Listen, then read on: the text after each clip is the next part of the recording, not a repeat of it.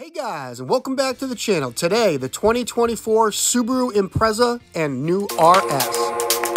Subaru has unveiled its now 6th generation Impreza, and it has some updated styling along with some model lineup changes. A revamp of an old nameplate is back as well, the RS trim. With the engine from the Crosstrek, the original 2.5 RS was first introduced back in 1998 and was an absolute hit, and is still very big among tuners and modders today. Subaru is downsizing its lineup to focus more on sport. They are dropping the premium and limited models and adding the very sporty RS trim, along with the sport model. The RS trim will get the Crosstrek engine, which is the 2.5-liter 4-cylinder, good for 182 horsepower. This will be a bump in power over standard Imprezas of 30 horsepower and 33 foot-pounds. The exterior styling, Subaru says, is all new, but has a very familiar design.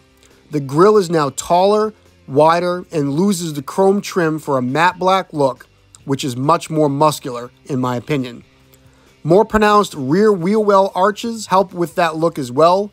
Tail lights have been updated, and the RS trim will get an RS badge to show its intentions. Subaru has announced that the last WRX, it would only be available as a sedan. The company has made this now 6th generation Subaru Impreza exclusively a hatchback. This really sets a difference between the two models, which makes sense seeing, according to Subaru, 73% of people buy the hatchback, although I would love to see a WRX STI as a hatchback.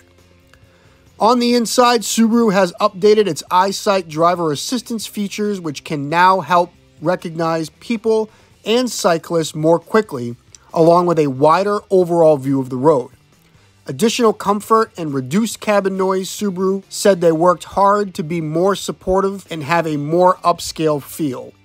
The 11.6-inch vertical screen used in other Subaru models has now found its way into this full lineup, bringing the full car up to the rest of Subaru's lineup. Base and sport trims remain with the same 2.0-liter 4-cylinder, good for 152 horsepower and 145 foot-pounds of torque. A big downside is no more manual option as Subaru moves to CVT only for your transmission options. Sport and RS trims will receive paddle shifters that Subaru says will mimic a manual mode. All-wheel drive, of course, is standard across the lineup and has been upgraded to a new active torque vectoring system, along with the dual-pinion electronic steering rack found in the WRX. A redesigned frame and lighter inner frame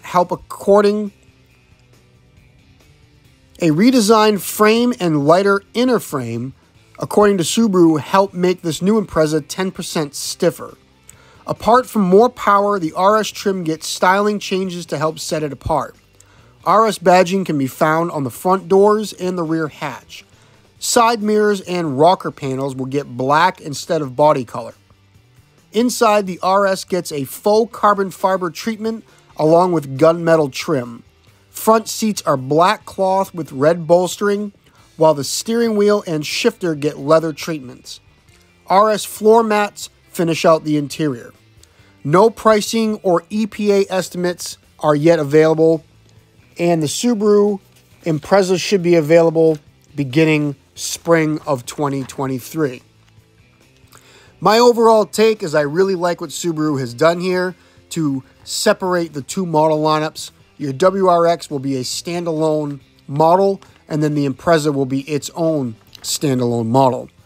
Very interesting to see how these will do with no manual options and CVT transmissions only. The bigger motor from the Crosstrek in the RS, I think, is a good choice to give customers a little more oomph. If you guys enjoyed this video, give it a thumbs up. Consider subscribing to my channel. Leave me a comment on what you think of this next Subaru Impreza hatchback. Remember PTLA, and I will talk to you next time.